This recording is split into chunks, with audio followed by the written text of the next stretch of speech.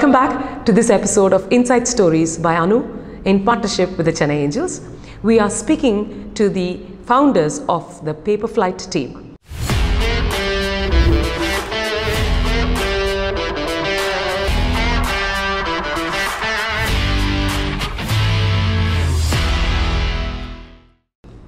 Let's continue where we left off. 2021 has been a brilliant year for you in terms of accolades, hasn't it?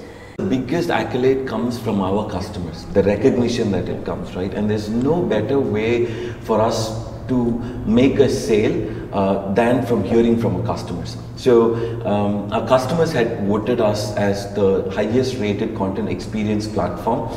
And not just in one category, this was across like 5 different categories. And unanimously across the spectrum, whether it's small and medium businesses, larger enterprises, for them to be happy about the service that we offer, to be about talking about the change that it was able to bring back in them, and to be recognized as a momentum leader was a true recognition. Yeah. And to know that this was achieved by this small a team just gives that much more happiness. No? In a lot of our conversations, none of our customers believe that this is the size of the team. No, one of the comments on your website is the customer support is legendary. And just a quick example, it's very easy for you to do this from 9 to 6 when you're in the office, right? But where it truly reflects is when our customers, like yesterday, it's Friday evening, a couple of people who are out there having a bit of a party, but there are customers who are reaching out. You will see immediately 4 or 5 people will go to their phone to say, is that person responding to the customer? Oh, I think you've got to add this message to it, make a call. You do not have to tell them that, right? Yeah. And that, I think, is just amazing how the team thinks about it. But then not everything would have been all accolades and praise and all of that coming in this journey, right? And we all know it. So when you look back from 2016 to now, what were some of the tough moments that defined whether it's technology, whether it's finance, whether it's the customer, whatever?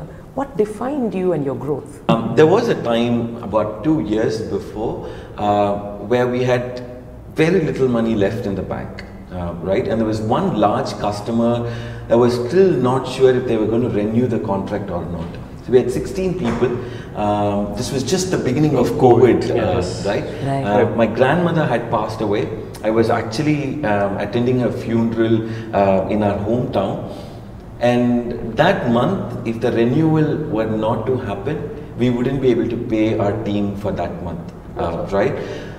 That is a very, very difficult moment. And in a lot of ways, that was something that we said that we will never ever be in this position again. So financial discipline and being profitable is absolutely important, and we turned it around in about 8 months to become a profitable venture. Sometimes people used to think that if you have to be aggressive, you've got to burn more money. And for us, we were very clear that we've got to be a profitable venture in such a way that we're not making any impulsive decisions.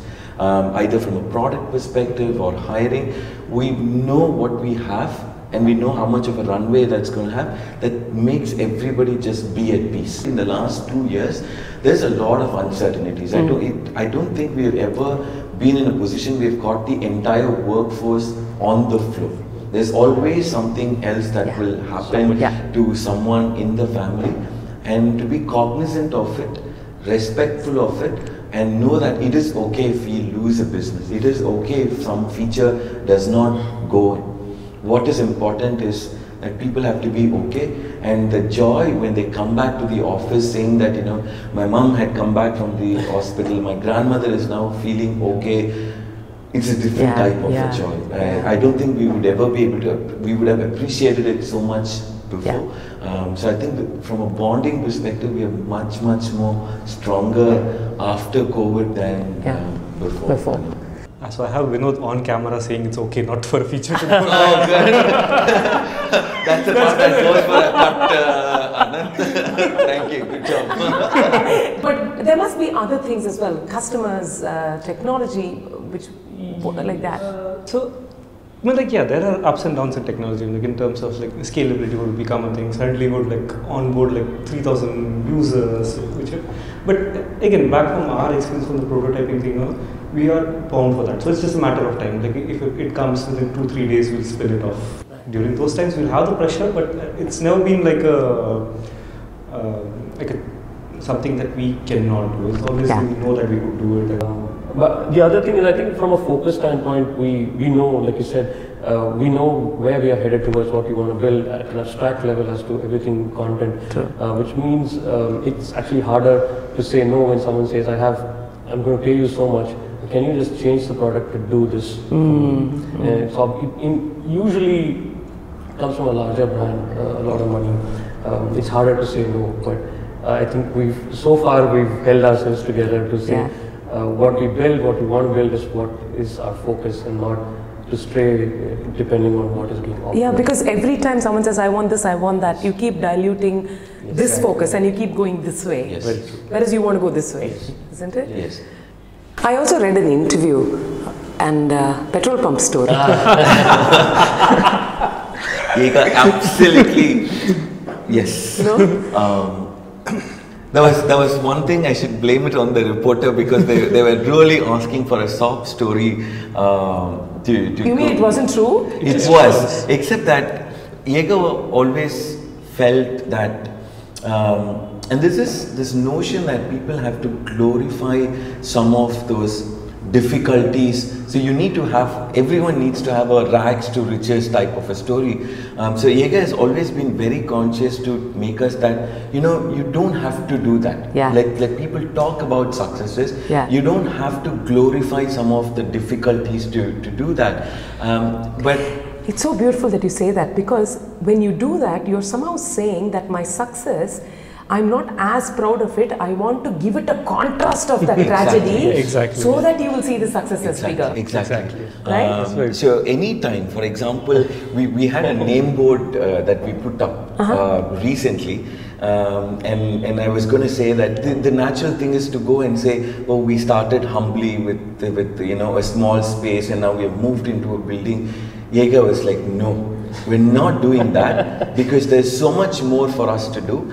And we are definitely not, yes, we have come quite far, but we are definitely not going and showing some sad picture of how the building just was a small before and how it is now. to do that, right? That keeps us moving forward and have a confidence that, you don't have to glorify your past. No, I love that approach, which is why I'm not going to talk about petrol pump at all, because I see how unimportant it is in the whole scheme of things. We'll celebrate our moments, it happens, but the focus on the larger, the craving for the larger goal should not come down because you're satisfying yourself with smaller stuff. But yes, we should celebrate, but we should always look for something that's bigger. So I always have a Jaeger check before I do anything on social media, because for us that kind of reflects where we would have wanted to, and it brings that perspective. So what future plans for Paperflite? Content is the key element to connect. So the future for us really is to make Paperflite a quintessential content product, just like how Salesforce is for a CRM, Marketo is for a marketing automation. We want Paperflite to be that content product, where if you are a content-driven organization, you've got to have Paperflite, and that's really the goal with which we are marching towards. And the simplest of goals are the most challenging of. Yes. A maverick trio with a brilliant idea and a growth story that captured the attention of the Chennai Angels. That is what we are going to be talking in the next episode of Inside Stories by Anu in partnership with the Chennai Angels. I'll see you there.